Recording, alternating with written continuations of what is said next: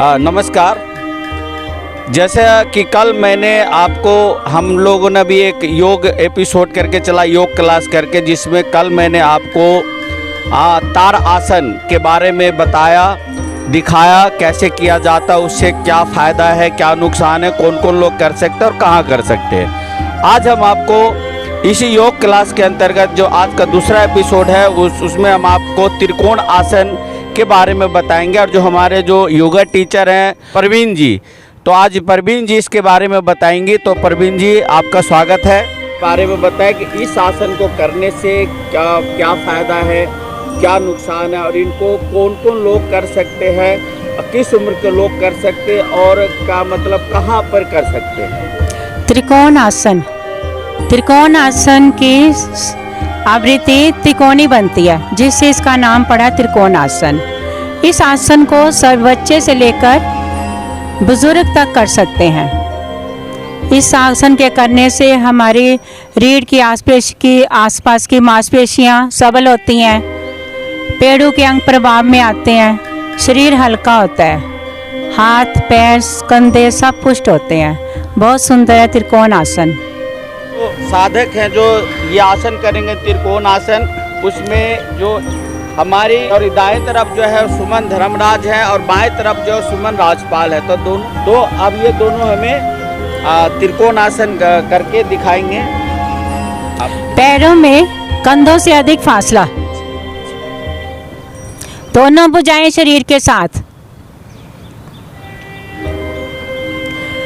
श्वास भरते हुए दाईं भुजा हथेली का रुख आकाश की ओर करते हुए धीरे धीरे ले जाएं ऊपर, भुजा को ऊपर खींचे आकाश की ओर।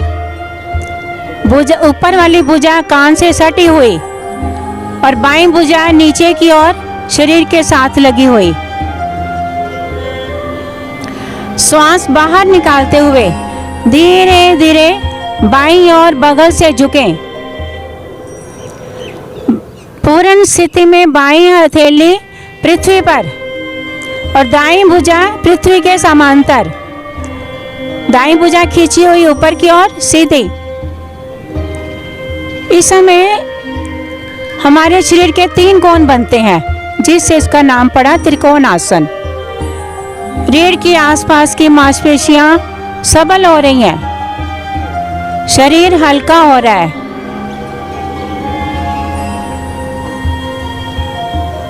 श्वास भरते हुए धीरे धीरे आए वापस, खींचे भुजा को, ऊपर की भुजा ऊपर की ओर, नीचे की ओर।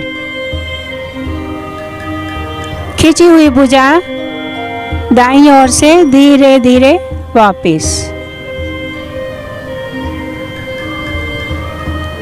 अब हम बाईं ओर से करेंगे। श्वास भरते हुए बाईं भुजा हथेली का रुख आकाश की ओर करते हुए ले जाएं ऊपर, खींचे भुजा को ऊपर की ओर, नीचे वाली भुजा नीचे की ओर, विपरीत दिशा में खींचें। इस समय फेफड़ों पे सुंदर प्रभाव। श्वास बाहर निकालते हुए दाईं ओर से बगल से झुकें।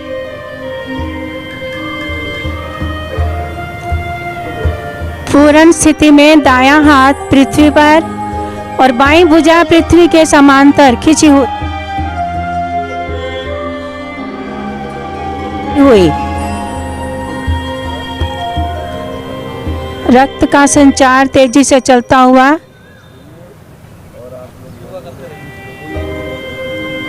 हाथ पैर पीठ गर्दन सब पुष्ट हो रहे हैं, पेड़ों के अंग प्रभाव में, जिगर अमाशय आंतें विशेषतः प्रभाव में। धीरे धीरे आए वापस, खींचे ऊपर वाली भुजा को ऊपर की ओर, नीचे वाली को नीचे की ओर। श्वास भरते हुए खींची हुई भुजा बाईं ओर से वापस, विश्राम। ये हो गया पूरा।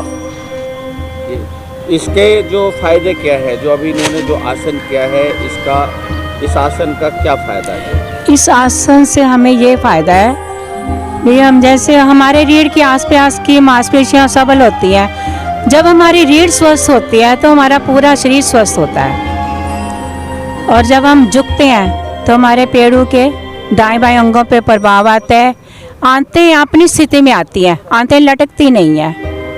तो जब इससे हमारा पेट स्वस्थ रहता है, रीढ़ स्वस्थ रहती है तो पूरा शरीर स्वस्थ, इसका ये फायदा है और बहुत ही सुंदर। धन्यवाद। जैसा कि अभी आपने देखा, यहाँ पे जो आप देख रहे हैं ये योग क्लास में आए हुए जो लोग हैं, और हमारी यहाँ का जो क्लासेस जो ख़त्म हो गया है। और जैसा मैंने आपको कल भी बताया कि ये जो योग क्लास है, मैं आपको बता दूं कि ये भारतीय योग संस्थान के द्वारा निःशुल्क यहाँ पे चलाया जाता है। ये देख लिए, यहाँ पे लिखा भारतीय योग संस्थान योग साधना केंद्र। तो आसपास के जो भी हमारे जो दर्शक हैं जो देख सकते हैं, अगर आप लोग भी चाहे इस क्लास में ज्वाइन करना तो आप लोग भी यहाँ आ सकते। ज्वाइन करने का कोई चार्ज नहीं है, निःशुल्क है। तो आज का जो है हमारा ये योग क्लास का जो आज था ये त्रिकोण आसन, फिर कल मैं एक नया आसन को लेकर आऊँगा और आप लोगों के समक्ष रखूँगा और दिखाऊँगा कि उसके फ़ायदे और नुकसान क्या होते हैं। नमस्कार, धन्यवाद। अगर आप ये वीडियो YouTube पर देख रहे हैं तो हमारे चैनल को सब्सक्राइब करें और बेल आइकन को दबाना ना भूलें। अगर आप Facebook पर ये वीडियो देख रहे हैं तो हमारे पेज को लाइक करें।